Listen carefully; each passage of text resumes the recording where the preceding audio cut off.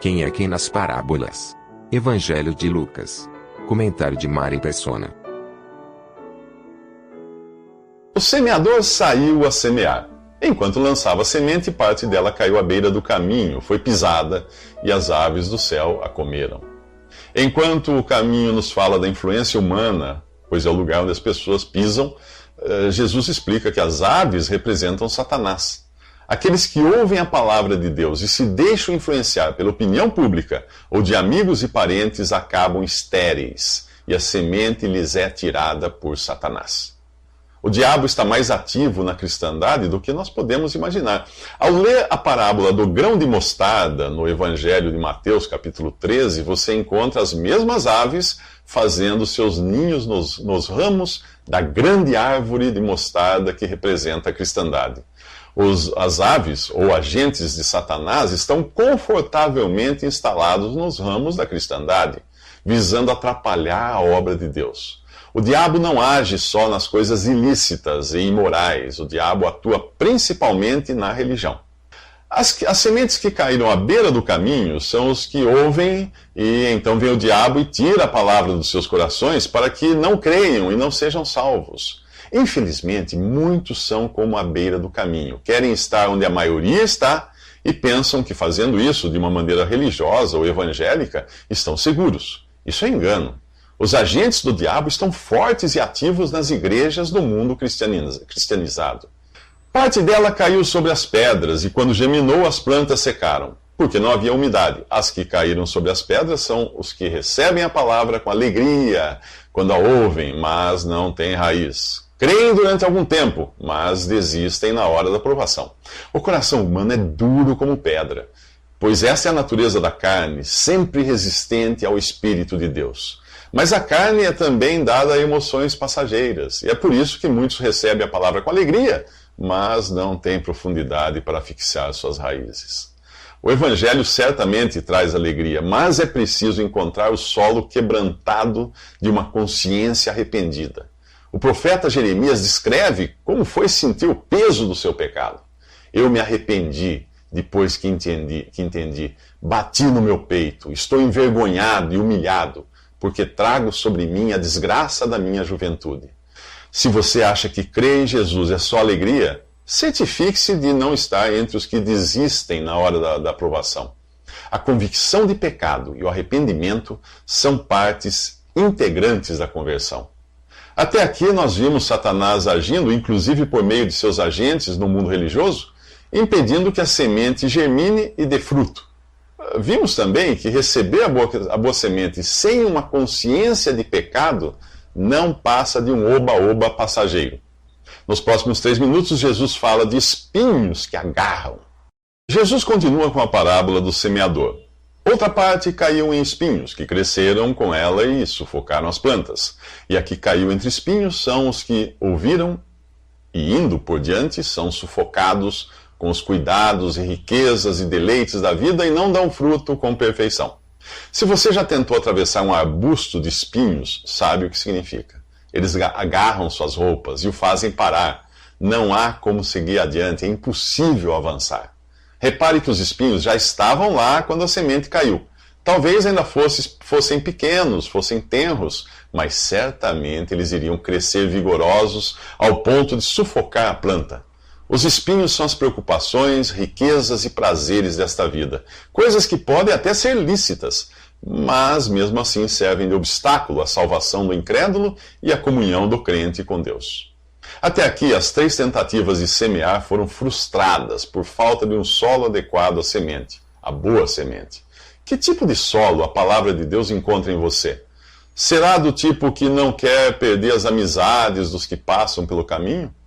Ou do tipo que diz, já tenho minha religião, sem nunca ter verificado se ela está de acordo com a palavra de Deus?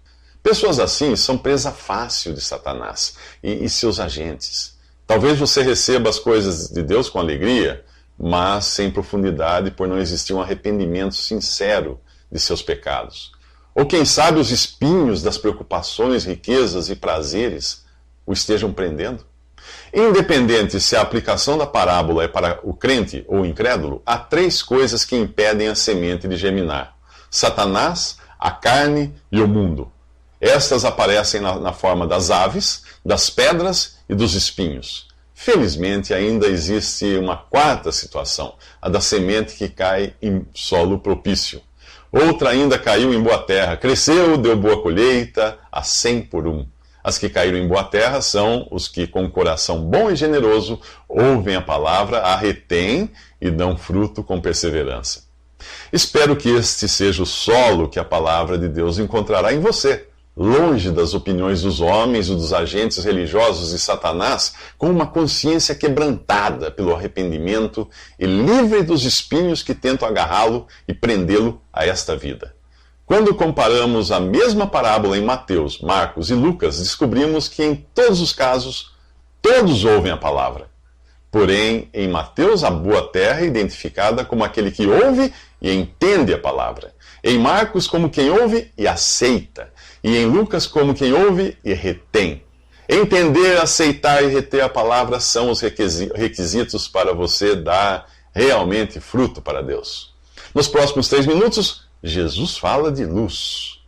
Depois de falar do fruto produzido pelo que ouve a palavra de Deus, a entende, aceita e conserva, Jesus fala de outra consequência disso: luz. Ninguém acende uma candeia e a esconde num jarro ou a coloca debaixo de uma cama. Pelo contrário, coloca num lugar apropriado, de modo que os que entram possam ver a luz. Mais uma vez, o assunto aqui é a responsabilidade do ouvinte da palavra de Deus. Ainda que seja uma frágil vela, ou candeeiro, ou candeia neste mundo, a luz do cristão é percebida.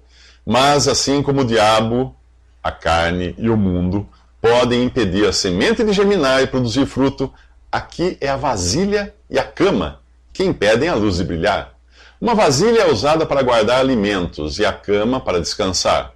O cristão ocupado apenas em juntar bens, juntar coisas para garantir um descanso nesse mundo, terá dificuldade em fazer sua luz brilhar. O primeiro capítulo do Evangelho de João fala de Jesus, dizendo que nele estava a vida, e esta era a luz dos homens. A luz brilha nas trevas, e as trevas não a compreenderam, não a derrotaram. E continua falando de João Batista, um homem enviado por Deus, mas que não era a luz. Ele veio como testemunha para testificar acerca da luz, a fim de que por meio dele todos os homens crescem. Ele próprio não era a luz, mas veio como testemunho da luz. Estava chegando ao mundo a verdadeira luz, que ilumina todos os homens. No capítulo 8 do Evangelho de João, Jesus diz: Eu sou a luz do mundo. Quem me segue nunca andará em trevas, mas terá a luz da vida. E no capítulo seguinte, no capítulo 9, ele diz: Enquanto estou no mundo, sou a luz do mundo. Enquanto Jesus estava no mundo, ele era a luz do mundo, mas e depois de morrer, ressuscitar e subir ao céu? Será que o mundo ficou sem luz? Não. Pois em Mateus 5, ele diz que os que creem nele são a luz do mundo. Se você já creu em Cristo como seu Salvador e tem a certeza de seus pecados perdoados, você está por Jesus no mundo, diante dos homens, enquanto ele está por você no céu, diante do Pai. Se você já está salvo e pronto para habitar na glória, por que foi deixado aqui? Para brilhar e trazer glória para Deus, não para você. Mateus explica assim: brilhe a luz de vocês diante dos homens, para que vejam as suas obras e glorifiquem ao Pai de vocês que está nos céus. Porém, o brilho do seu testemunho não vem do esforço próprio, mas da comunhão com Cristo. E o óleo combustível dessa luz é o Espírito Santo que habita em você. Nos próximos 3 minutos, Jesus fala de coisas ocultas. Não há nada oculto que não venha a ser revelado, e nada escondido que não venha a ser conhecido e trazido à luz. Portanto, considerem atentamente como vocês estão ouvindo. A quem tiver, mais lhe será dado; de quem não tiver, até o que pensa que tem lhe será tirado. O Senhor Jesus conclui assim a parábola do semeador: aos olhos de Deus, a nossa vida é um livro aberto. Você pode guardar um segredo aqui e ali, mas cedo ou tarde ele virá à tona. Deus traz tudo à luz, tanto para a nossa bênção, como para a nossa disciplina e correção. Nas cartas às 7 igrejas de Apocalipse, aquele cujos olhos são como chama de fogo, declara a cada igreja: Conheço as suas obras, conheço as suas aflições, sei onde você vive, conheço o seu amor, a sua fé, o seu serviço, a sua perseverança. O mesmo princípio pode ser aplicado também a cada indivíduo, tanto aos que já creem em Cristo, como àqueles que fingem interesse na palavra de Deus. Não há nada oculto que não venha a ser revelado e nada escondido que não venha a ser conhecido e trazido à luz. Por isso, Jesus exorta cada ouvinte da parábola do semeador a considerar não apenas o que está ouvindo, mas como está ouvindo. O simples ouvir já coloca você numa posição de responsabilidade diante de Deus. Mas como você ouve? Alguns ouvem por curiosidade, outros por educação, mas há quem ouça para colocar em prática. Deus irá cobrar de você o como ouviu a sua palavra. Na parábola do semeador, todos ouviram a palavra. Apesar de ter sido comida pelas aves, a semente que caiu à beira do caminho ficou ali por algum tempo. A que caiu em solo rochoso chegou até a germinar e a deixar uma aparência de vida, ainda que fosse uma plantinha morta e esturricada pelo sol. A que caiu entre os espinhos cresceu o suficiente para parecer que aquela pessoa tinha algum cristianismo em si. Em todas as situações, quem ouviu será tido por responsável diante de Deus. A quem tiver, mais lhe será dado. De quem não tiver, até o que pensa que tem, lhe será tirado. Quando o rei Davi pecou, adulterando com a mulher de Urias e levando o marido traído à morte para esconder o seu pecado, Deus o advertiu por intermédio do profeta Natã. Ele disse assim: de sua própria família trarei desgraça sobre você. Você fez isso às escondidas, mas eu o farei diante de todo Israel em plena luz do dia. Se você ainda não confessou o seu pecado a Deus, se ainda não resolveu sua questão eterna, faça isso agora. Não há nada oculto que não venha a ser revelado.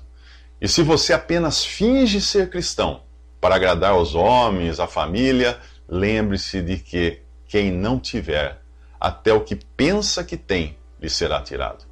Nos próximos 3 minutos, Maria e os irmãos de Jesus querem tirá-lo de circulação.